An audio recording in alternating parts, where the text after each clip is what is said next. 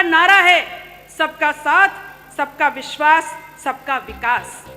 तो अगर बात विकास की है, अगर बात विश्वास की है, तो फिर ये बताइए कहाँ है विकास, कहाँ है सबका साथ और कहाँ है विश्वास। सच्चाई ये है कि तथाकथित सरपट दौड़ती विकास की इस ट्रेन को पकड़ने के चक्कर में बहुत सा सामान प्लेटफॉर्म पर पीछे छूट गया और सरकार इतनी निरंकुश हो गई, सरकार का प्रशासनिक अमला इतना निरंकुश हो गया कि आपने तमाम नियमों को धता बताते हुए वीआईपी कल्चर खेलना शुरू कर दिया। दिल्ली से अमेरिका जाना सस्ता हो गया है। और ध्यान रखिएगा, मैं डंकी रूट की बात नहीं कर रही हूं। आज दिल्ली से अमेरिका जाना सस्ता हो गया है, लेकिन दिल्ली से प्रयागराज जाने की कीमतें आसमान छू रही। Is Urdu an imported language? क्या उर्दू निर्यात करी हुई जुबान है? और या फिर क्या ऐसा है कि जब मुगल घोड़े से भारत में आए तो अपने पीछे उर्दू को बैठा करके लाए? विधायक इस पवित्र महायोजन के लिए विभिन्न स्रोतों से, विभिन्न रास्तों से सरकार को लगभग 7,500 करोड़ का निवेश प्राप्त हुआ। और इसलिए प्राप्त हुआ, इस सोच के साथ प्राप्त हुआ कि देश विदेश प्रदेश के हर कोने से आने वाले श्रद्धालुओं के लिए हर प्रकार की सुविधा और व्यवस्थाएं मुहैया कराई जा सके। लेकिन कहना गलत नहीं होगा कि सरकार को चलाने वाले लोग और उनके चंद मुट्ठी भर अभिन्न मित्रों के लिए ये महाआयोजन आर्थिक वरदान साबित हुआ है।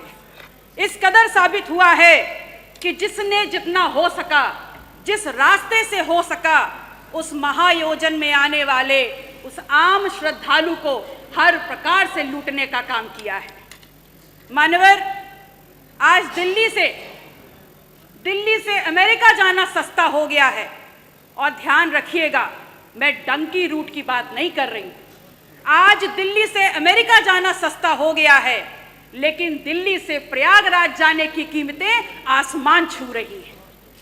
3 लाख करोड़ का आपको राजस्व मिला और उसके बाद भी आम आदमी सुविधाओं के लिए, व्यवस्थाओं के लिए हांफता रगड़ता रोता नजर आ रहा है। मान्यवर, सामाजिक और धार्मिक आयोजन में सरकार ने अपनी तरफ से व्यवस्था की गारंटी ली थी, तो आज सरकार को सामने आकर के इस बात को स्वीकारना होगा कि आप ठीक व्यवस्थाएं दे नहीं पाए। उस महाकुंभ में आई हुई संख्या को अपनी उपलब्धि ना बताएं, क्योंकि उस महाकुंभ में आई हुई जो संख्या है वो भारतीय समाज के धार्मिक चेतना का परिणाम है, वो आपकी उपलब्धि नहीं है। उसका श्रेय लेना बंद करिए, बल्कि प्रमुखता से सामने आकर के जो खामियां हुई हैं, जो अव्यवस्था हुई है, उसको स्वीकारिए और सबक लीजिए कि आगे ऐसा दोहराया ना जाए। मानवर, समता समरसता के तथाकथित संदेश के साथ इस महाकुंभ का आयोजन सरकार ने किया और सरकार इतनी निरंकुश हो गई, सरकार का प्रशासनिक अमला इतना निरंकुश हो गया कि आपने तमाम नियमों को धता बताते हुए वीआईपी कल्चर खेलना शुरू कर दिया और इस कदर उसको आगे बढ़ा दिया कि वहां पर वर्गीय विभेद के कारण अव्यवस्था और वहां पर भगदड़ की भेंट चढ़ गया। आम जन की आस्था, आम जन की भावनाएं के साथ जो खिलवाड़ हुआ है वो महज निंदनीय मात्र नहीं है, बल्कि एक पाप है। और वो पाप इस कदर है कि किसी भी प्रकार से स्वयं मां गंगा भी उसको नहीं धो पाएंगी। कितनी देर में आएगा? आप कह रहे हैं कि विपक्ष धार्मिक आयोजन महाकुंभ पर राजनीति करता है, तो एक छोटा सा सवाल आपसे पूछ रही हूं कि ये बताइए, 22 जनवरी 2025 को जब संपूर्ण मंत्रिमंडल परिषद की वहां बैठक आपने आयोजन की थी, तो क्या आप मंत्रिमंडल के लोगों को ले जा करके वहां भजन कीर्तन करा रहे थे? वो भी तो एक राजनीतिक बैठक थी ना। तो फिर राजनीति विपक्ष कैसे कर रहा है? असल में राजनीति कंप्लीट 100% शुद्ध राजनीति तो आप कर रहे हैं, और उसमें भी इस कदर राजनीति कि आपने वहां पर भी, उस पवित्र स्थल पर भी पिछड़ों को पीछे ही छोड़ दिया। आपका नारा है सबका साथ, सबका विश्वास, सबका विकास। तो अगर बात विकास की है, अगर बात विश्वास की है तो फिर ये बताइए कहाँ है विकास, कहाँ है सबका साथ और कहाँ है विश्वास। सच्चाई ये है कि तथाकथित सरपट दौड़ती विकास की इस ट्रेन को पकड़ने के चक्कर में बहुत सा सामान प्लेटफॉर्म पर पीछे छूट गया, और जो छूट गया उसमें है इस प्रदेश की आधी आबादी की सुरक्षा। जो प्लेटफॉर्म पर छूट गया वो है नौजवानों की नौकरी का सपना, और जो पीछे छूट गया उसमें है शब्दों की मर्यादा और हमारा अदब। शायद इसीलिए उस दिन सदन में जब विपक्ष के द्वारा विधानसभा की कार्रवाई में उर्दू को सम्मिलित करने की बात की गई तो यहाँ पर अशोभनीय और असंसदीय भाषा का प्रयोग किया गया। तो एक सवाल सीधे सीधे माननीय अधिष्ठाता महोदय आपके मार्फत आपका संरक्षण लेते हुए मैं नेता सदन से पूछती हूँ, is Urdu an imported language? क्या उर्दू निर्यात करी हुई जुबान है?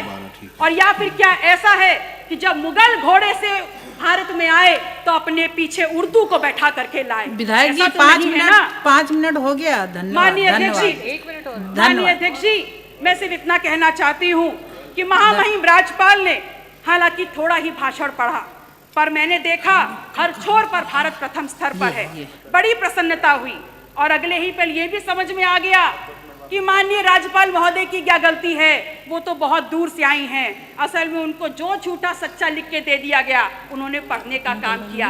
अगर सच्चाई समझना चाहते हैं तो समझ लीजिए कि NCW के 2024 के आंकड़ों में उत्तर प्रदेश यदि फर्स्ट है तो महिला के ऊपर और अपराधों में फर्स्ट है। अगर फर्स्ट है तो बाल यौन शोषण के मामलों में फर्स्ट है। कल प्रदेश के मुखिया जब सदन में बात कर रहे थे तो कुंभ में हुई दुर्घटना पर षड्यंत्र की उन्होंने एक तरफ इशारा किया। उन्होंने बताया कि खिलाफ साजिश हो रही है उनकी सरकार के और उनके खिलाफ। तो ये सवाल सिर्फ उनका नहीं है, पूरे विधायक जी धन्यवाद। मैम 30 सेकंड खत्म हो रहा है। लास्ट माथे पर कलंक लगा है। यह सिर्फ सरकार को बदनाम करने का शिकंजा नहीं है, अपितु ये समूचे उत्तर प्रदेश, पूरे सदन चाहे पक्ष के लोग हों चाहे विपक्ष के लोग हों, ये पूरे उत्तर प्रदेश की गरिमा पर प्रहार है। कुंभ ना सरकार का आयोजन है ना भारतीय जनता पार्टी का आयोजन, ये कुंभ भारत की सांस्कृतिक विरासत है, भारतीय समाज के विभिन्न आध्यात्मिक विचारों का आयोजन है और उत्तर प्रदेश सदैव इस आयोजन की आने वाले श्रद्धालुओं की मेजबानी करता रहा है। और अंत में मैं सरकार से मांग करती हूँ कि जो लोग भी षड्यंत्र में शामिल हैं उनके नाम सामने लाए जाएं, उनको कठोरतम सजा दी जाए। माननीय अधिष्ठाता महोदय, समय की बाध्यता है, मैं आपसे निवेदन करूंगी कि अपने क्षेत्र सिराथू से संबंधित जितने भी प्रस्ताव हैं मैं टेबल कर रही हूं, कृपया उनको मेरे वक्तव्य के साथ जोड़ने का कष्ट करें। नमो बुद्धाय, जय संविधान।